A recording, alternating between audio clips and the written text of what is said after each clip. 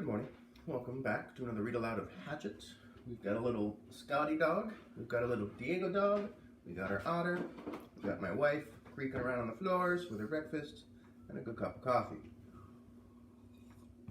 We left Brian in a big mess yesterday, dying to see what happens to him here. Chapter 17. He turned back to his campsite and looked to the wreckage. He had a lot to do. Rebuild a shelter, get a new fire going, find some food, or get ready to find some food, make weapons, and he had to work slowly because his ribs still hurt. First things first, he tried to find some dry grass and twigs and peeled bark from a nearby birch and shredded into the fire nest. He worked slowly, but even so, with his new skill, he had a fire going in less than an hour. The flames cut the cool, damp morning, crackled, and did much to bring his spirits up, not to mention chasing away the incessant mosquitoes. With the fire going, he searched for dry wood. The rain had driven water into virtually all the wood he could find, and at last located some in a thick evergreen where the top branches had covered the lower, dead ones, keeping them dry. He had great difficulty breaking them, not being able to pull much with his arms or chest muscles. Finally, he got enough to keep the fire going all day and into the night. With that, he rested a bit. He eased his chest and then set about getting a shelter squared away. Much of the wood from his original wall was still nearby, and up and back of the ridge he actually found a major section of the weave still intact. The wind had torn it out, lifted it, and thrown it to the top of the ridge, and Brian felt lucky once more that he had not been killed, or more seriously, injured. Which would have been the same, he thought. If he couldn't hunt, he would die. If he were injured badly, he would not be able to hunt. He would not be able to get food. He jerked and dragged wood around until the wall was once more in place. Crudely, but he could improve it later. He had no trouble finding enough pine boughs to make a new bed. The storm had torn the forest to pieces. Up and back of the ridge, it looked like a giant had become angry and used some kind of massive meat grinder on the trees. Huge pines were twisted and snapped off, blown sideways. The ground was littered with limbs, and treetops sticking everywhere in every which way that it was hard to get through. He pulled enough thick limbs in for a bed, green and spicy with new broken sap smell, and by evening he was exhausted, hungry, and hurting, but he had something close to a place to live in again, a place to be. Tomorrow, he thought, as he lay back in the darkness, tomorrow maybe the fish would be back and he would make a spear and a new bow and get some food. Tomorrow he would find food and refine the camp and bring things back to sanity from the one completely insane day. He faced the fire, curbing his body. He rested his head on his arms and began to sleep when a picture came into his head, the tail of the plane sticking out of the water. There it was, the tail sticking up, and inside the plane, near the tail somewhere, was the survival pack. It must have survived the crash because the plane's main body was still intact. That was the picture, the tail sticking up and the survival pack inside, right there in his mind as he dozed. His eyes snapped open. If I could get at the pack, he thought. Oh, if I could get at the pack. It probably had food and knives and matches. It might have a sleeping bag. It might have fishing gear. Oh, it must have so many wonderful things. If I could get at the pack and just get some of those things, I would be so rich. So rich if I could get at the pack. Tomorrow. He watched the flames and smiled. Tomorrow I'll see. All things come tomorrow. He slept deep and down with only the picture of the plane, tail sticking up in his mind. A healing sleep. In the morning, he rolled out before true light.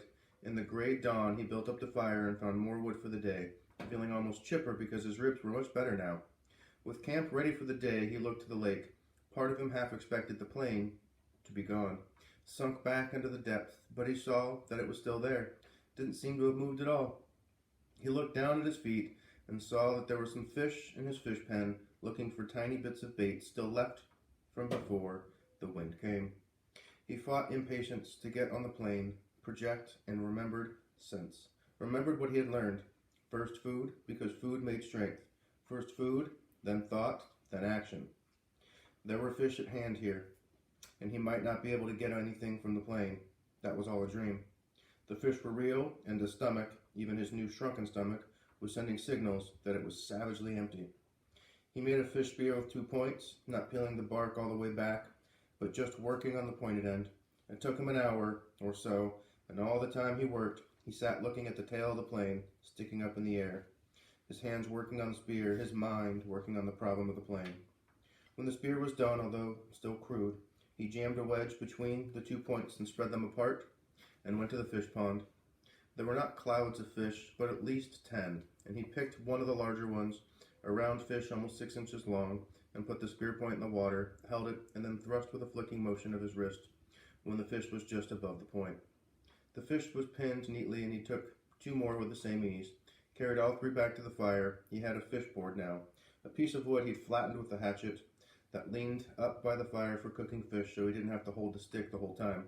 He put the 3 fish on the board, pushed sharpened pegs through their tails into the cracks on the cooking board, and he propped it next to the reddest part of the coals. In moments, the fish were hissing and cooking with the heat, and soon they were done, or when he could stand the smell no longer, he picked the steaming meat from under the loosened skin and ate it. The fish did not fill him, not even close. Fish meat was too light for that, but they gave him strength. He could feel it moving in his arms and legs. He began to work on the plane project. While making the spear, he had decided that what he would have to do was to make a raft and push paddle the raft to the plane and tie it there for a working base.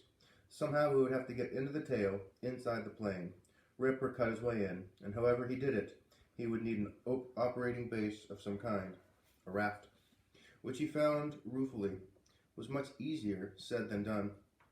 There were plenty of logs around. The shore was littered with driftwood, new and old, tossed up and scattered by the tornado, and it was a simple matter to find 4 of them about the same length and put them together. Keeping them together was the problem. Without rope, or cross pieces and nails to the logs, they just rolled and separated.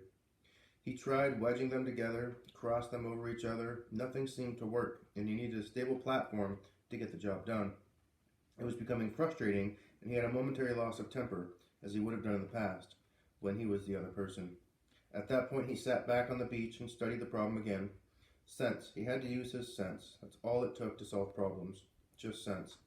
It came then. The logs he had selected were smooth and round and had no limbs. What he needed were logs with limbs sticking out.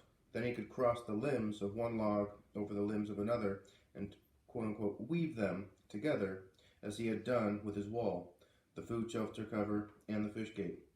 He scanned the area above the beach and found 4 dry treetops that had broken off by the storm. These had limbs, and he dragged them down to his work area at the water's edge and fitted them together. It took most of the day. The limbs were cluttered and stuck at any which way. He would have to cut one to make another fit, and then cut one from another log to come back to the first one. Then still another from a third log would have to be pulled in. But at last, in the late afternoon, he was done, and the raft, which he called brush pile, one for its looks, hung together even as he pulled it into the water off the beach. It floated well, if low in the water, and in the excitement, he started for the plane. He could not stand on it, but would have to swim alongside it. He was out chest deep when he realized he had no way to keep the raft at the plane. He needed some way to tie it in place so he could work from it. And for a moment he was stymied. He had no rope, only the bowstring and the other cut shoestring in his tennis shoes, which were by now looking close to dead, and his toes showing the tops. Then he remembered his windbreaker, and he found the tattered part he used for an arrow pouch. He tore it into narrow strips and tied them together to make a rope, or a tie-down, about 4 feet long. It wasn't strong, but he couldn't use it to pull a Tarzan swing from a tree, but it should hold the raft to the plane.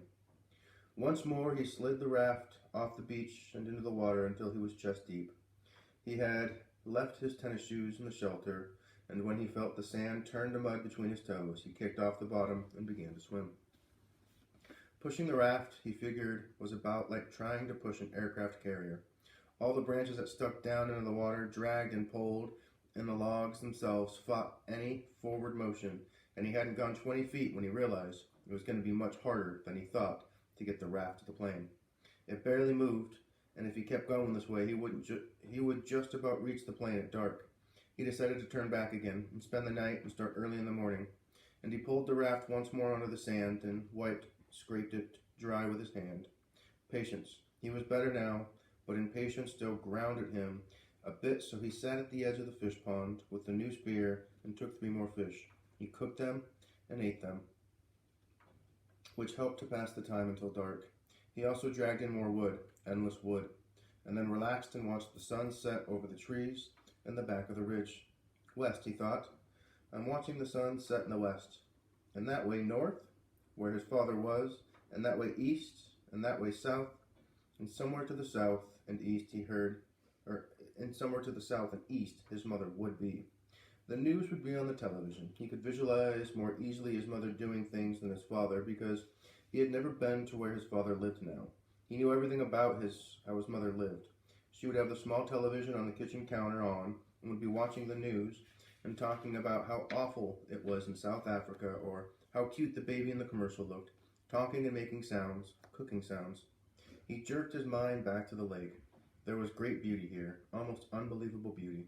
The sun exploded the sky, just blew it up with the setting color, and that color came down into the water of the lake, lit the trees. Amazing beauty, and he wished he could share it with somebody and say, look there, and over there, and to see that? But even alone it was beautiful, and he fed the fire to cut the night chill. There it is again, he thought, that late summer chill to the air, the smell of fall. He went to sleep thinking a kind of reverse question. He did not know if he would ever get out of this, could not see how it might be, but if he did somehow get home and go back to living the way he had lived, would it be just the opposite? Would he be sitting watching television and suddenly think about the sunset up in back of the ridge and wonder how color looked in the lake? Sleep. In the morning the chill was more pronounced and he could see tiny wisps of vapor from his breath. He threw wood on the fire and blew it until it flamed. Then he banked the flames to last and went down to the lake. Perhaps because the air was so cool, the water felt warm as he waded in. He made sure the hatchet was still at his belt and the raft still held together. Then he set out pushing the raft and kicking, swimming toward the tail of the plane. As before, it was very hard going. Once an eddy of breeze came up against him and he seemed to be standing still, and by the time he was close enough to the tail to see the rivets in the aluminum, he had pushed and kicked for over 2 hours. He was nearly exhausted and wished he had taken some time to get fish or two and have some breakfast. He was also wrinkled as a prune and ready for a break. The tail looked much larger when he got next to it, with a major part of the vertical stabilizers showing and perhaps half of the elevators. Only a short piece of the top of the fuselage, the plane's body towards the tail, was out of the water, just a curve of aluminum, and at first he could see no place to tie the raft. But he pulled himself along the elevators and to the end, and there he found a gap that went in and up by the hinges, where he could feed his rope through. With the raft secured, he climbed on top and lay on his back for 15 minutes, resting and letting the sun warm him. The job, he thought, looked impossible. To have any chance of success, he would have to be strong when he started. Somehow he had to get inside the plane. All openings, even the small rear cargo hatch, were underwater. So he couldn't get at them without diving and coming up inside the plane, where he would be trapped.